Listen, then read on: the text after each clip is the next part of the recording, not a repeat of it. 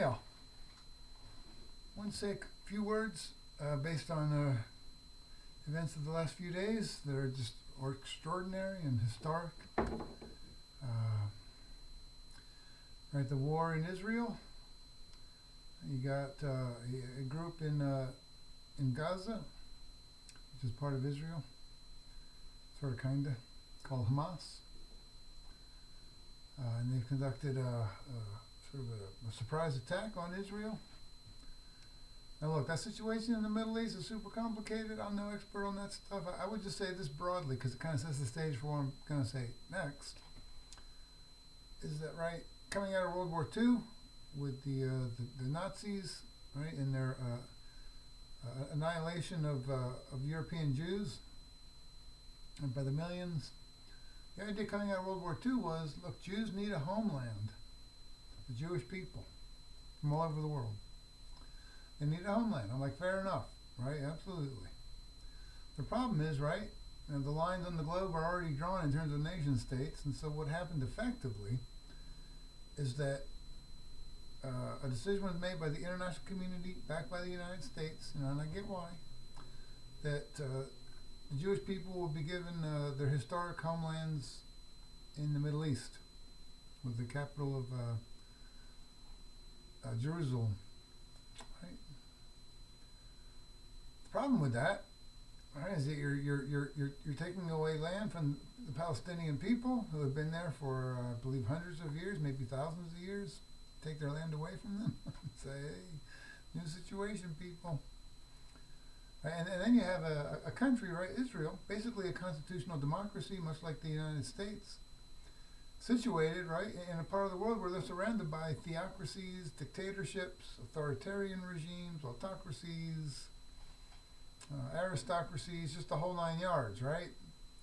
This is a hostile sort of geopolitical climate for Israel. At the U.S. right now, what do we have? We have the Pacific Ocean, the Atlantic Ocean, Mexico, and Canada. All right? Those are friendly environs for us. The Israel situation is essentially the complete opposite. Right? And so I feel like the situation there, right, is structurally extremely challenging and perhaps not fully sustainable in the long run. I don't even know where that's all going to end up. Right? And aggrieved people, the people of Palestine, understandably resentful, and then you have a nation state, right, that's embedded in a part of the world that has very different values from those held by the people of Israel. And at times, Israel has behaved extremely harshly towards the Palestinian people and enacted arguably policies that in some cases have been pretty unjust and very punitive because they feel so threatened at all times. Structurally, it's so impossible. And all of that being said, look, I think President Biden has gotten it right, and it doesn't surprise me given his track record of several decades, right, that he's backing Israel. Of course he is. I back Israel in this war. Well, I might have questions about some of Israel's behaviors. I also recognize their situation is structurally damn near impossible. And I certainly support Israel in this war against Hamas, a terrorist organization. And look, right, number one, right, strategically, Israel is a critical U.S. ally in the Middle East. We don't have a lot of allies in the Middle East. That's important for the U.S. It's also important, as I've talked about, I think, in another context, right? We have an obligation, I think, and it's our enlightened self-interest to support fellow constitutional democracies when they're under attack by anti-democratic forces. And so that's another reason, a compelling reason to back Israel. And the historic ties between Israel and the United States. President Harry Truman back in the day played a key role in legitimating the establishment of Israel as the Jewish homeland.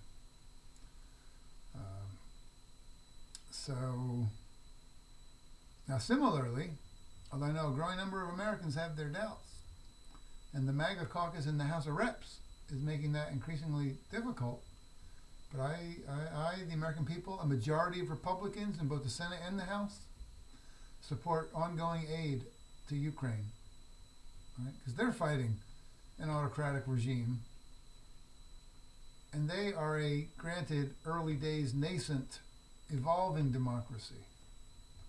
Now remember, they've only come out from under the shadow of the Soviet Empire for a short time. Right? So they're trying to get their feet under them and evolve a high-quality constitutional democracy. They have work to do, there's no question. Right? But we have skin in the game in supporting Ukraine. You know, our support for Ukraine is not charity. Our support for Ukraine is to send two messages in a geopolitical context. Number one, that this practice that Putin is trying to enact of invading another country and taking its land and absorbing it into his own empire is unacceptable here in the early 21st century. And you need to send that signal, because if you don't send that signal, right, and you say, I'm going to be neutral, you can't be neutral here. You either support Ukraine or you effectively support Russia and Vladimir Putin. Right? And you send that message to autocrats like Putin and those like him, right, is that you can take land and get away with it. What kind of world is that? Right, that's number one. The U.S. has a vested interest in drawing lines in the sand and enforcing them as best we can. And number two, right, Ukraine is a flawed, developing, evolving constitutional democracy. Russia is an autocracy. You know, Putin, because he is an autocrat, right, he doesn't have to worry about dissent from we the people in Russia for the most part. He can focus on geopolitical issues and advance his interests and his nation's interests in this way without significant dissent. You know, that's an advantage of autocracy. Because in a democracy, right, ordinary people don't tend to think in geopolitical terms. They tend to gaze at their own navels a little bit and say, why are we getting involved with that situation over there? Let's focus here at home. That's a weakness of democracy. Putin sees America as weak, weak-willed, unable to think in geopolitical terms because we're a democracy. You know, Germany made that assumption in World War II, that America would never get involved because we were too self-obsessed and too weak, soft. Right? We finally, right, got over ourselves and got involved in that, but we waited too long. And after World War I, we became isolationists and said, America first. Let's focus on America. Americans for America. That doesn't work in the world in which we live. You know, you can't be neutral. When you say America for America and you isolate yourself, you start to allow the world to move in directions that are profoundly contrary to your own interests. Right? So after World War I, we withdrew and said, that was a terrible experience. We're going to withdraw from the world, and that'll serve us really well. Okay, we did withdraw from the world, and that sent a signal to Hitler in Germany, I can do whatever I want in Europe. And America won't do shit. And for a long time, he was right. Right? So that idea that we can somehow be neutral and simply focus on America, America first, is history tells us that is deeply counterproductive. Right? You can't be neutral in these situations. You either engage on one side or you effectively let the other side do as they please. So, right, we need to ally ourselves with our fellow constitutional democracies. Right now the world is kind of 50-50. Right? 50% of us live in autocracies, 50% in democracies. It is important that we not let the balance shift to like 80-20 or 90-10. Imagine, right, and that's hard to conceive of, but let's say that Mexico and Canada both become aggressive, militaristic autocracies. Okay, that would be problematic for us. Now, we don't want to become isolated in the world, right? We want to have strong friends with like values, similar values to our own.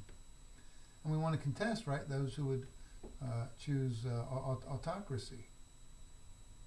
And we can't dictate that, but we can engage in this in a proactive and useful way.